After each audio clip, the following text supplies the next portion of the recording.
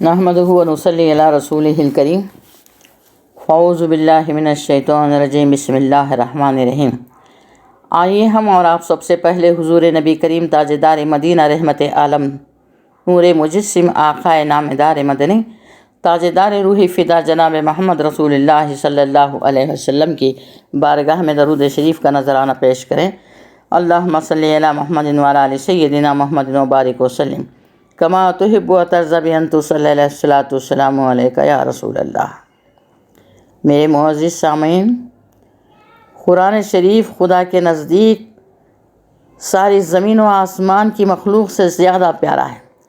جس گھر میں قرآن پڑھا جا رہا ہے، گویا کہ جناب محمد رسول اللہ صلی اللہ علیہ وسلم اس گھر میں واس فرما رہے ہیں۔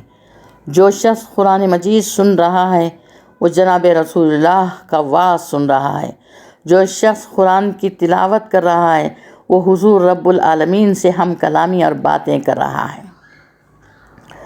پڑھنے والے، عمل کرنے والے قرآن مجید کے قیامت کی تپتی دھوپ میں رحمت الہی کے سائے میں انبیاء و مرسلین کے پاس بیٹھے ہوں گے، جبکہ سوائے مولا کے سائے کے وہاں کہیں سایہ نہ ہوگا۔ قرآن مجید کے خادم دنیا میں قرآن مجید کے ساتھ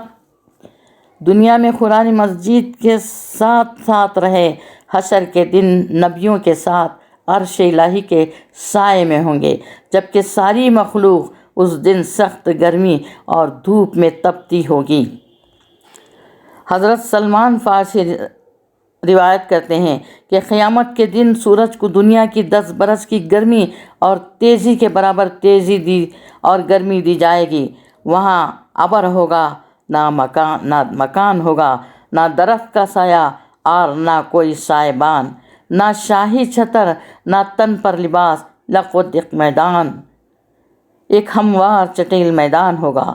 پھر سورج سروں کے قریب موجود ہوگا، کہیں نام کو بھی سایہ کا نام و نشان نہ ہوگا، مگر اہل قرآن، اہل ایمان کو قدرت کاملہ سے اسی میدان میں، اسی دھوپ میں سایہ عطا کیا جائے گا جو محض اس کی قدرت اور رحمت کا سایہ ہوگا، ورنہ کوئی شے سایہ دار نہ ہوگی۔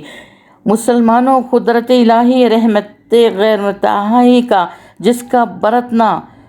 جس کا برتاوا قیامت میں اہل ایمان سے ہوگا، اس کا ظہور بہت سی دفعہ بہت سے موقعوں پر دنیا میں بھی ہو چکا ہے۔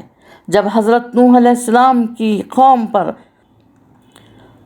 طوفان نازل ہوا تو اس قدر پانی زمین پر چڑھ آیا کہ بلند سے بلند پہاڑ کی چوٹی پر 40 گز پانی اونچا چڑھ گیا، جس کو رب العالمین اپنے کلام میں فرماتا ہے کہ ہم نے کھول دیے دروازے آسمان کے نہایت زور سے پانی گرنے کے لیے اور جاری کر دیے زمین کے چشمے۔ پھر زمین سے پانی بلند ہوا اور ابر سے پانی گرنا شروع ہوا، یہاں تک کہ زمین کا پانی ابر سے جا ملا۔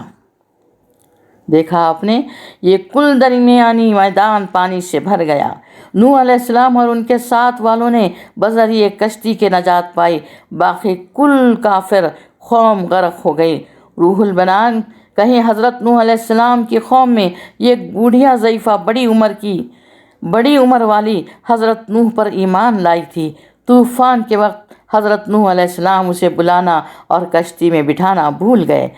تھوڑے عرصے میں پانی حد سے زیادہ چڑھ گیا اور آپ کشتی میں سوار ہو کر روانہ ہوئے۔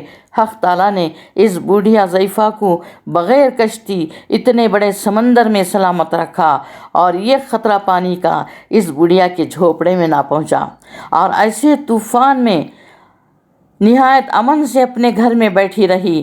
جب حضرت نوح علیہ السلام کی قوم پر وہ طوفان رکا اور دنیا سے عذاب الہی کا پانی خشک ہوا اور نوح علیہ السلام کشتی سے نیچے اترے، اس وقت آپ کو وہ بوڑھیا یاد آئی۔ بہت افسوس کیا، ایک ایمان والی بوڑھیا مر گئی۔ تلاش کرتے ہوئے اس مقام پر پہنچے جہاں وہ ضعیفہ رہا کرتی تھی۔ دیکھا کہ اس کا چھپر سلامت کھڑا ہے اور مکان اندر سے خشک پڑا ہے، طوفان کا نام و نشان وہاں تک نہیں آیا۔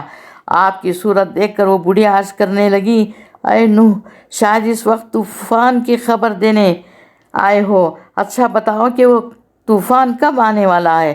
آپ سن کر ہنسے۔ حضرت نوح علیہ السلام سن کر ہنسے اور یہ فرمایا کہ اللہ کی بندی، وہ طوفان دنیا میں آیا، 6 ماہ رہا اور جہاں کو غرق اور تباہ کر کے چلا گیا۔ اب کیسا طوفان؟ اے ضعیفہ، تجھے طوفان کی خبر نہیں ہوئی؟